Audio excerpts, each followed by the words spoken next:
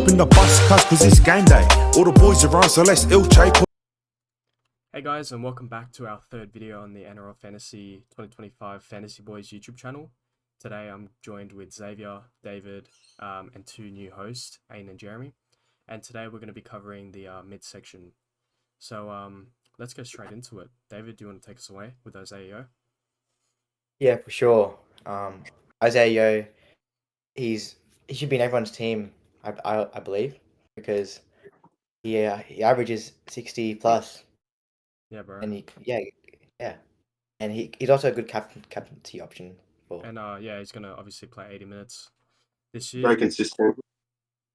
100%. Yeah, I don't think there's really too much to say about Isaiah. Pretty much a lock in everyone's squad. a set and forget. Yeah, 100%.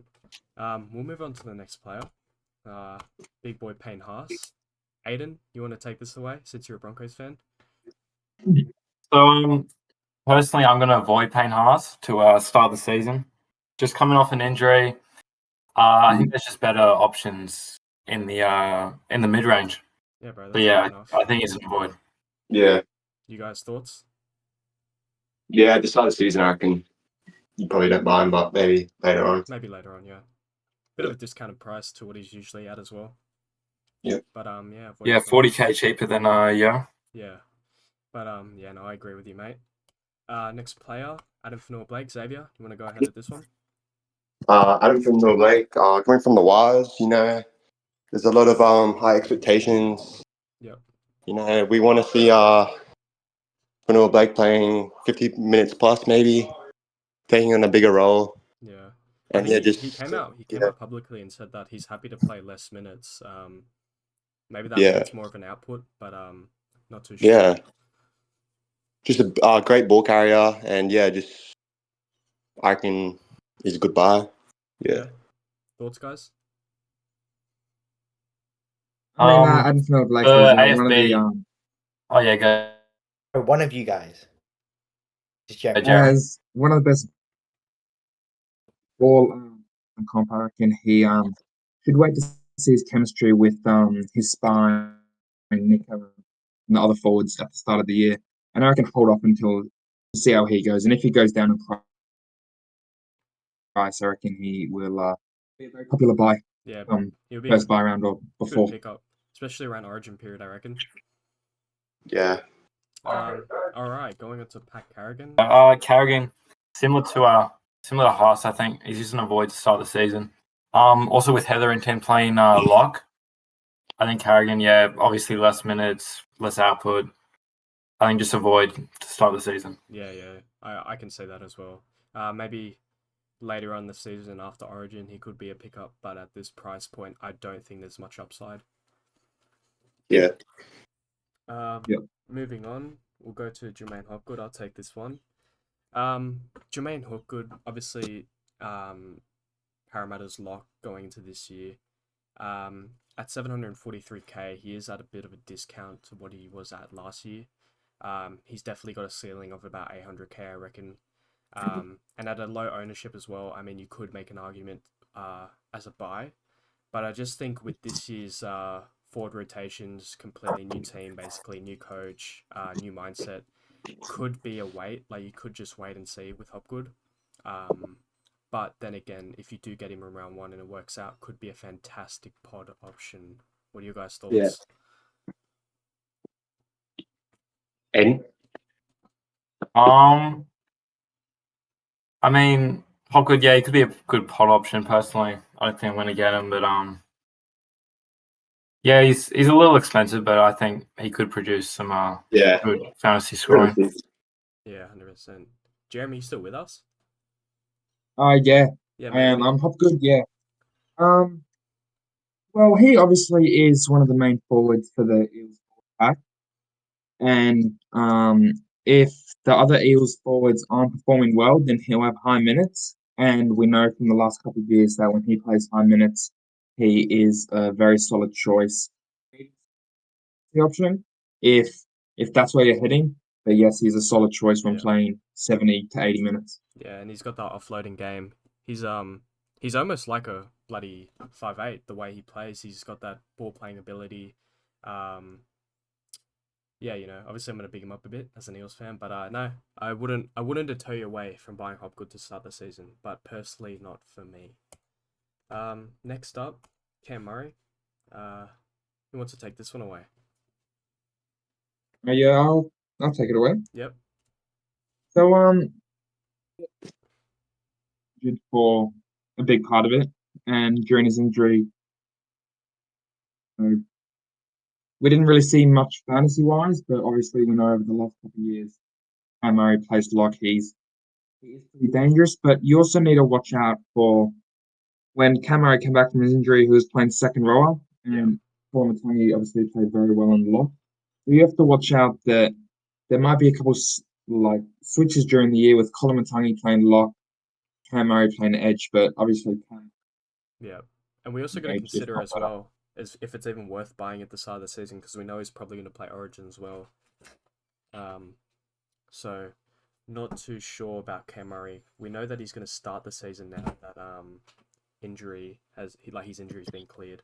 But I guess it's really up to the buyer. Yeah, absolutely. Yeah. Not really too fond of Murray at the moment for myself. I think I'm just gonna stay with Yo. But we'll Yeah, see how he especially goes with in finals. the injury concern. Yeah, exactly. We'll move on to Tarpany. David, do you want to take this one? Yeah. Company, yeah, is a pod this year, and 700k. Yeah, his last year average was 53.7 as well, Yeah. with a PPM of 0.87. So, yeah, I do think that people should get him. Yeah. Historically, he's known for actually starting seasons pretty slow, but then really getting into his work rate later on in the Yeah, season. you like 80 points sometimes. Yeah. We saw Yeah. that at the back end of last year. He was Yeah, pumping out 60s, 70s, 80s for fun. yeah, I think it also really depends on how Canberra's going to go this year.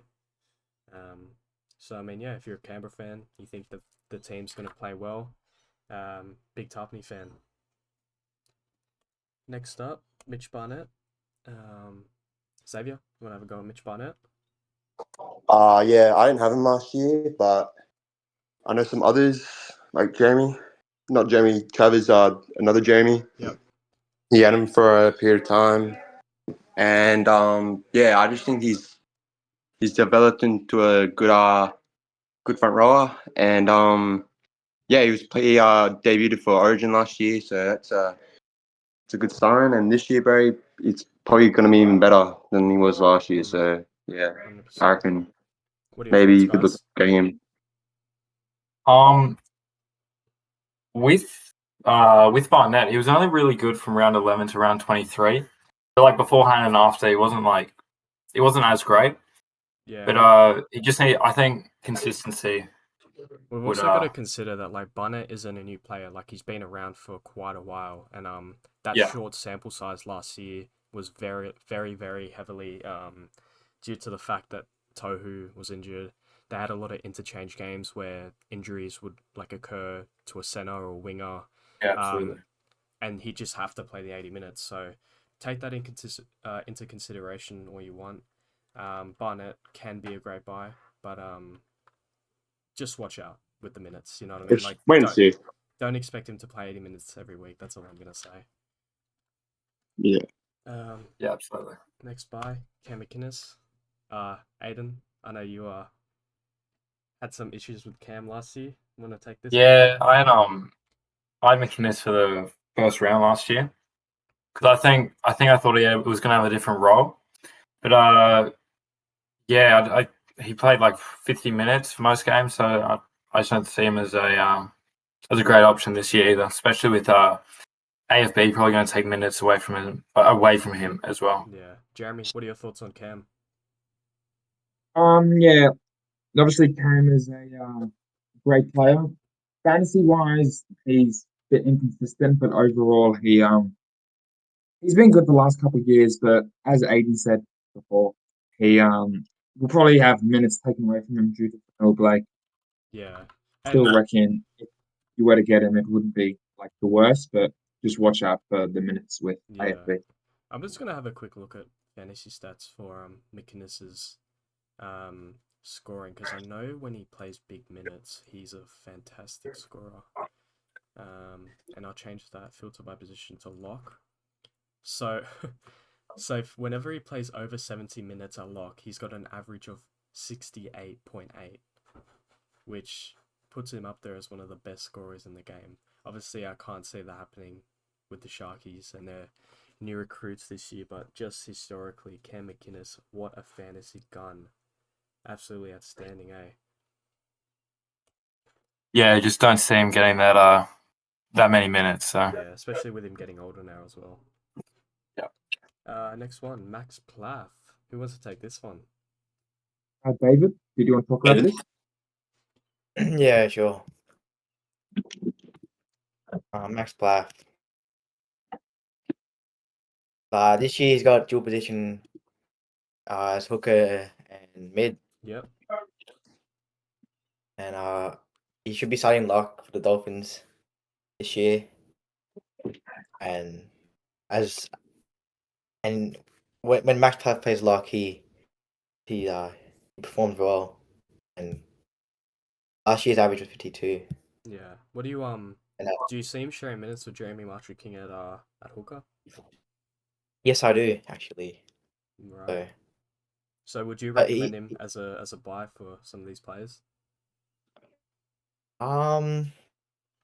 It's 50-50. Like, you can buy him later on after seeing how he goes after a couple games. Right. Yeah, fair enough. That's what I'd say. Fair Yeah.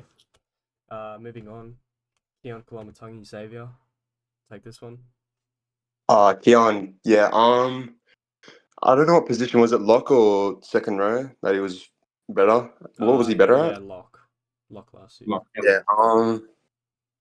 I'd say wait a couple weeks until, because it's still undecided if Keon or Cameron Murray, like what position they're gonna play. Yeah. But if he plays lock, yeah, I reckon everyone should get him because yeah, me personally, I had him last year. Yeah, Pretty good. No, But for yeah, sure. just have to wait. Anyone want to add on to that? no, I think All he's good. just gonna avoid unless he plays lock. Really. Yeah, Yeah. I mean, I love, but 100%. 100%. Terrell May. Aiden, you want to talk of this one? Yeah, sure. I mean, there's not really much to say. I think you just get him in. When he plays over like 40 minutes, he averages over 60. And yeah, I think you just don't have to overthink it and then just get him straight into the team. Yeah. Let's As have a over he 50 can be minutes. used as a captaincy option as well. Yeah, over 50 minutes, he's got an average of 64.2. So that's crazy. Over 40 minutes, he's got an average of 61. So that's just nuts. And most of those games as well, just coming off the interchange. yeah, and he'll be like the main option as well at the Tigers. Like at the Roosters, he was never the first option, but he'll be definitely the gun like front rower for the Tigers for sure. Yeah, he'll be leading the stats. Yeah. Ruben Cotter. Jeremy, do you want to talk about Ruben? Yeah, so I have an experience with Ruben and my team 2 seasons ago, and yeah, he is always a solid lock. He's always averaging about 50 to 60 minutes. Yep. More of he's not much of a try scorer. He gets a lot of tackles, tackle breaks, and good play. He he should be a definite going into your squad, but if you're looking for kind of a pod who scores well, averages 50 to 60, then he's your man. Yeah, 100%. He's also got a great offloading game. I just wanted to throw this up in the air as well, lads. What are your thoughts on Cotter moving to prop to give way for old mate?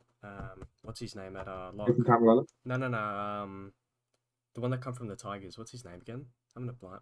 Oh, James Palmer. No. The one that's coming from the Tigers. The edge. Historic. Hold on, I'll cut this out. I'll cut this part out, but I just want to check. Wait, from where? Tigers. Yeah. Like Bateman. Yeah, Bateman. That's the one. What are your thoughts on Cotter moving from prop to, lock to prop and then giving way for Bateman? Because Bateman is a better player and a better scorer at lock. I think Bateman's better on the edge. I mean, the Cowboys normally You reckon? attack with the edges. I think Bateman can be like he'll be a good threat Yeah. All right, fair for enough. other teams. Fair enough. Next player, Connor Watson. David, take us away. Yeah, for sure. Right, just give me a second. All Let me just touch it up. Yeah, Connor Watson. Shit, what do I say about him? He just looks like he'll be starting hooker. Yep. So I don't really think there's too much to say about Connor. I yeah. think he's a must-have in most sides, especially if he's playing hooker at a discounted price.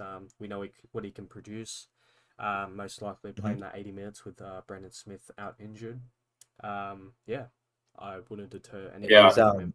his Must have. 2024 average at hooker was 58.8. Yeah, that's which is very good. yeah. That's almost like 10 points over his average here on fantasy. So Mhm. yeah, no, goodbye. Couple of players here I don't really think are too fantasy relevant that we could sort of skim over. Max King, not really too much of a buy to start the season. Same as Flegler, obviously injured. DeBellin, great scorer at lock. Just don't think he's going to play lock, unfortunately. Nat Butcher. Heard reports that he could potentially get the lock role over Nafahu White. What are you guys' thoughts? Yeah, Matt Butcher's obviously a he normally plays prop second row and got a bit of time in the middle, and comes a lot easier for him when he's playing in the middle. Yeah. So I reckon he's a one to watch if he is playing in the middle and maybe edge, but I think he's playing prop with all those big balls. I reckon he might be one to stay away from if he's playing prop. Yeah. We've seen him like in the past be way much more money than that. Like 638k seems like a bargain for Nat. But yeah, just see how it goes start the season. Corey Jensen might be an option during Origin period. Adam Elliott. Hearing reports that Thomas Kant might be playing lock, so stick away from Elliott to start the season as well. Eisenhuth, blah blah blah. James Fisher Harris. Aiden, do you want to talk us through James Fisher Harris?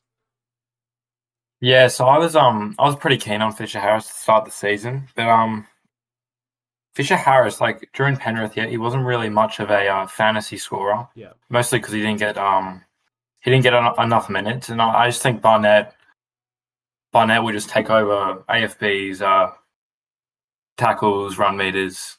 So I'd honestly rather Barnett than Fisher Harris. Really? Yeah. What are your guys' thoughts on that? But yeah, that is pretty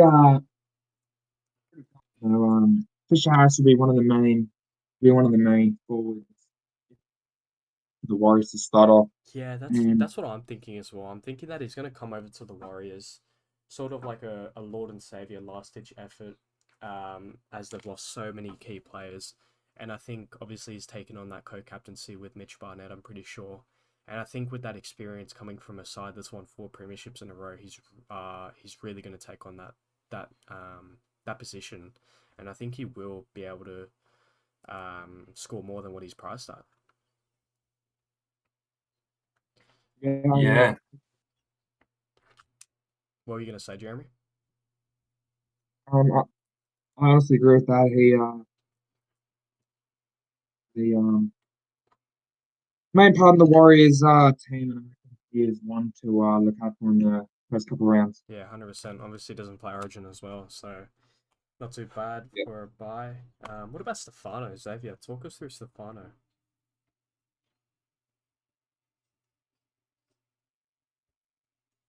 I think Xavier's... Yeah, sorry guys. Yeah, Stefano.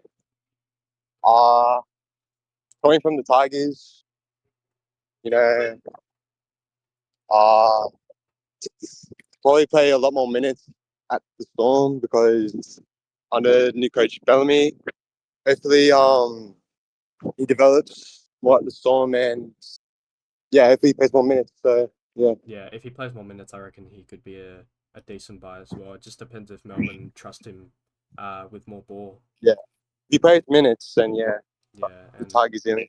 we know that he's a damaging like ball Yeah. runner. It just He's depends got potential. if he like actually puts the effort in, because we really didn't see that Yeah. at Tigers last year. We did not see that. Yeah. Going on, skipping through these. By the way, guys, if you have any questions about any of these players that we're sort of skimming over, please leave it in the comments below. Ryan Madison, obviously historically a great scorer at lock and edge if he plays the 80, but just not going to happen. Corey Horsburgh. David, do you want to talk us through Corey? Yeah, Corey. Yeah, he's at 550k, which is quite a Very cheap. quite good Very, price yeah, for very cheap for Corey. And it says on fantasy stats his PPM is 0.95. Yeah, I think that's really coming back from his 2023 season where he had a blinder. Mm. Yeah, So I reckon if he gets the minutes, you could definitely start him in your team. But if he's off the bench, maybe stick to somewhere else. So pay 50k more for a James Fisher-Harris, something like that. Yeah, I think it's just agreed. whether if he starts at lock or not. Yeah, and obviously Yeah, he's a- Smithies is there as well. I reckon if he plays 50 or 60 minutes, he could be a decent buy. Like, I don't think he's going to play 80 minutes. But if he can play like 60, I think he can be a buy. What do you guys reckon? Yeah, definitely. Osborne just he's really not lock. Obviously, he's definitely a buy if he plays lock. Looking at scores, he plays lock. Obviously, he plays 60, 70 minutes. He's averaging 55, 60. So yeah, if he starts lock, I reckon he's a solid buy for all the coaches. 100%. Moving on from there, we have who's another? I mean, Jack Williams. You could make an argument if he gets the starting prop. I just don't think he's going to get it over offhand Gowie, to be honest.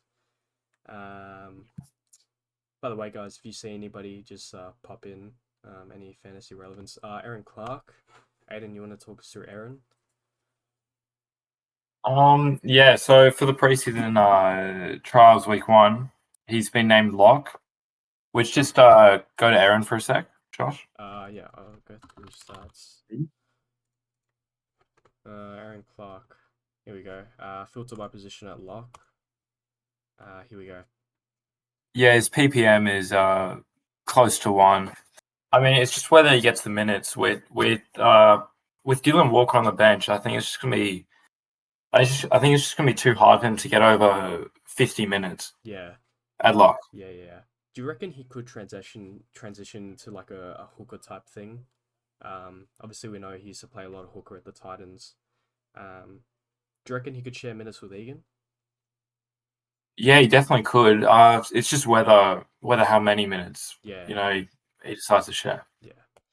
But yeah, he's definitely one to keep an eye on. 100%. Jeremy, do you want to take us through Seyfarth? Yeah, man. So Seyfarth, obviously, he is a. Well, if you could put him on his stats and just please, Josh. Yep. Seyfarth. And we'll change it to obviously second row and minutes over 70. Yeah, so obviously you can see he's inconsistent with a couple scores there, but you can see the team is attacking on their side, and he obviously makes a lot of tackles and doesn't miss many. So all those base stats, he's pretty high, and coming at 475, he is a pretty solid buy. You need a cheap, reliable. Yeah. Mid. We've we can see that like in the past when he plays 80 minutes a second row, he's got that base stats. He's got those base stats 100%. Absolutely. It just depends if he keeps it. Like, yeah, he can like. He's only played this amount of games, like starting like playing 80 minutes. Like he's always like coming off the bench or a replacement or anything like that. So it just really depends if you got faith in the Tigers. And just remember, Jack Bird can easily switch to edge, and Fanua Pole can go to prop Yep. lock. Sorry. So just keep that in Yeah. mind with Seyfarth. So I think it's whether he also he keeps his cool during the matches, Yeah, and yeah, we know yeah. we know he can get suspended very easily. Nafahu White. David, you want to talk us through Naf? Yeah, for sure. I'll just search him up on Again, fantasy stats. yeah. Again, 400k for him. It's quite cheap. Again, high PPM of 9. He's got some That's pretty good that's stats it. at lock. He's got an average of 40.7 playing over 30 minutes at lock. And that's just between 2024 and 2023. He's also got some good New South Wales Cup stats as well. Priced at 31, obviously can make some money. It just really depends if he gets that spot. Contesting with Nat. Yeah, it really just depends on team lists and preseason trials and stuff like that. We'll just scroll down. Now we're getting into the real cheapies. Royce Hunt. Aiden, you want to talk us through Royce? Yeah, sure, man. Uh, Royce Hunt, he is priced at 275k. Coming, where did he come from again? Tigers. Coming from the Sharks. Yeah, no, I think Royce is a must-have. Yeah. Especially if he gets the starting prop roles. PPM's pretty decent, and yeah, I think if he gets 35 points, he'll be 15 points in value. Yeah, that's pretty good. Just looking at these stats now, playing over 30 minutes of prop, he's got an average of 35.3. So Yeah, exactly. not too bad. And if he starts, you get like 10, 20 more minutes, Yeah, exactly. like more to play. Yeah. He's getting to that peak of his career where I really think he can dominate. But I think that's it, guys, for fantasy relevant players. Obviously, like I was saying, if anybody has any questions about certain players, please leave it in the comments down below. But yeah, that is our mids video for the NRL Fantasy 2025 preseason. Thanks for joining me, guys, today. No worries. Thanks for having me. Yeah, No worries, mate. And yeah, thanks for joining. We'll catch you guys in the next video. Next video, we're going to be doing the edges. And yeah, make sure you guys like, subscribe, and comment down below what your favorite part of the video is and who you're going to buy. So cheers, guys. Have a good one.